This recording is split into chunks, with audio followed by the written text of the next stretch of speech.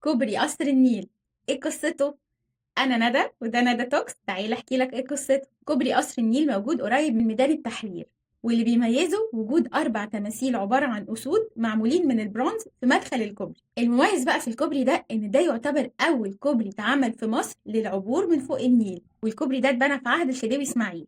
سنة 1965 كانت بتتبني سرايا الجزيرة، ففي الوقت ده الخديوي إسماعيل أصدر أمر لنظارة الأشغال إن هم يبنوا كوبري يوصل ما بين القاهرة والجزيرة، وكانت الميزانية المحطوطة لبناء الكوبري ده 113850 جنيه. ده رقم كبير جدا، بقول لكم في 1865.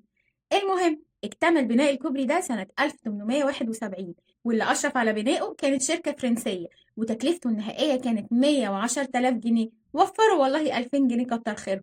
المهم الكوبري ده بعد ما تم بنائه حطوا ايه؟ حطوا رسوم للمره اللي هيمروا من فوقيه، فكانوا بيفرضوا الضرايب على اي حد بيمر من على الكوبري.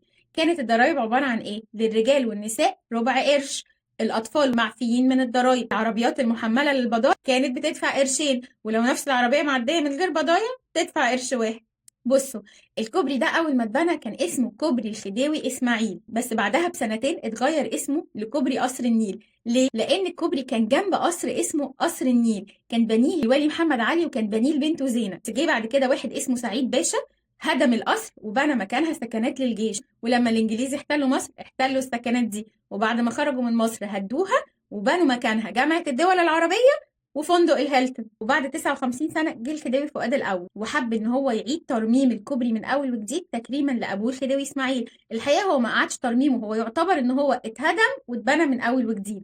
ليه؟ عشان يقدر يستحمل حمولة أكتر ويستوعب أعداد أكبر من الناس. المهم اتبنى الكوبري بتكلفة كبيرة جدا، افتتحوا الخديوي فؤاد الأول، فضل من ساعتها لحد دلوقتي بنفس الاسم كوبري قصر النيل المشهور بالأسود. عايزة بقى أقول لكم حاجة كمان، الأسود المحطوطين على الكوبري مين اللي أمر بوضعهم؟ الخديوي إسماعيل، أول واحد خالص صاحب الفكرة. كان عايز يعمل مصر على الطراز الأوروبي، فاستعان ساعتها بفنان أوروبي اسمه جاكمر، وطلب منه ان هو ينحت له الاسود دي، وبالفعل نحتوها واتحطت عند الكوبري سنه 1871. وساعتها لما الملك فؤاد قرر ان هو يعمل اعاده بناء للكوبري اتشالت الاسود، ولما خلصوا الكوبري رجعوا حطوها تاني. يعني اللي عمل الاسود هو الخديوي اسماعيل مش الملك فؤاد، لان في ناس كتيره بتقول ان الملك فؤاد هو اللي عامل الاسود دي، بس الحقيقه لا، الخديوي اسماعيل هو اللي عاملها. يعني الاسود دي من سنه 1871، يعني تراث ولازم نحافظ عليها. ودي كانت قصه كوبري قصر النيل. اشوفكم على خير في حكايه جديده. باي باي.